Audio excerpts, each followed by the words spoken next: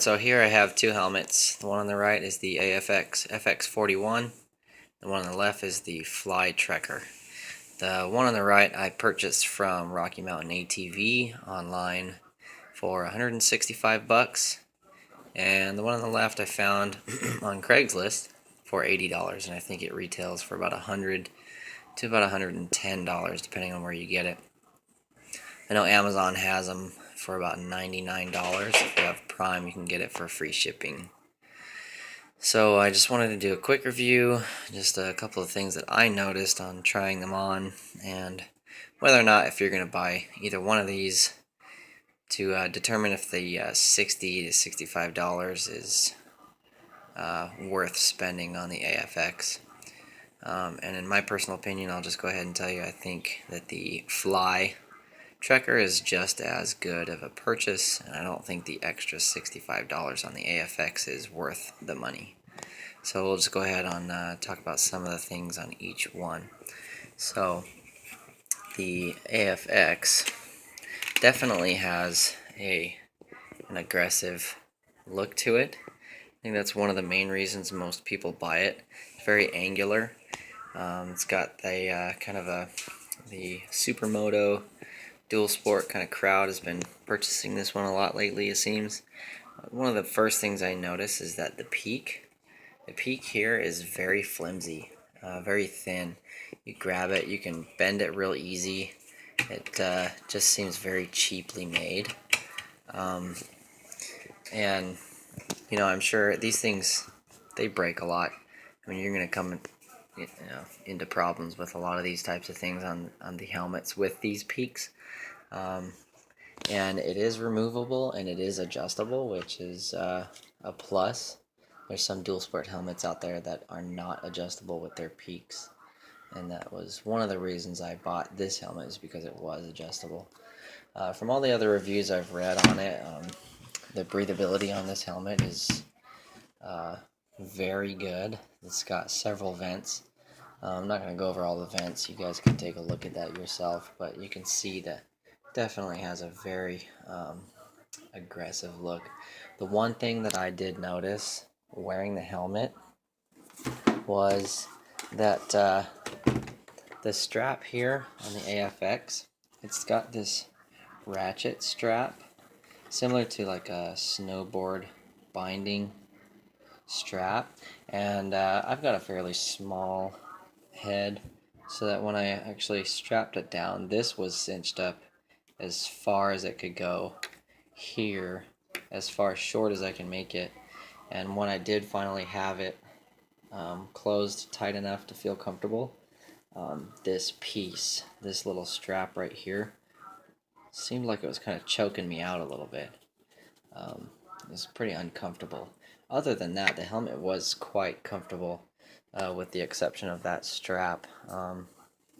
So I think if you were to try it on and the strap doesn't bother you and you're okay with the $165 purchase point, I think this helmet will be just fine for anyone who's buying it as a dual sport helmet.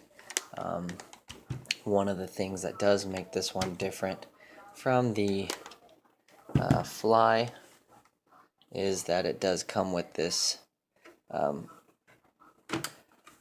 sun visor that actually comes down and actually brings, you can't really see it, but it's a sun visor that actually comes down. You can see that it shades the inside. So with a clear visor, it comes with the sunscreen that should help. I haven't actually used these on any riding trips yet, so I don't know how they feel on the road.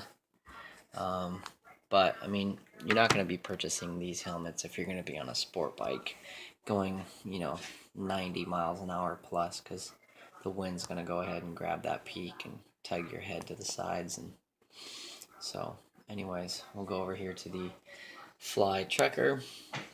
The Fly, in terms of fit, was very similar to the AFX. Fit my head just about the same. They both have plenty of space around the ears, so if you were to wear headphones or anything like that, I don't think you'll have any problems. I know a lot of people do use the Sena headsets and are able to mount their microphones without any real issues with either of these helmets. The one thing, like I said, with the Trekker, it does not come with that sun visor on the inside, which is okay, I guess. I would just go ahead and either wear sunglasses or go ahead and switch this out. I have a spare uh, dark lens that I could look through. So the one thing, obviously, the color is flat black. It's got plenty of venting. The peak on this one is adjustable and removable.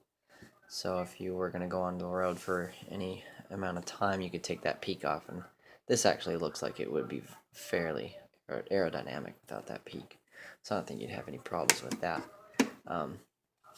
But for me, the fit in terms of comfort came down to me choosing this helmet based on the classic D-ring design that most helmets come with. Very plain, design, but it was much more comfortable. The padding here underneath the strap was able to help keep me from feeling like I was getting choked out. So much more comfortable than the AFX for me. But other than that, there's plenty of space around the ears. You can still wear headphones or communication devices. But I know that the Fly Trekker is very comparable to the AFX 39. There's really very few differences. They're almost exactly the same helmet, other than there's a couple different color schemes, and the AFX comes with that same ratchet strap that you saw in the white helmet, the AFX FX41. The AFX FX39, which is the one very similar here to the Fly Trekker, is really only different in terms of color scheme and that ratchet strap.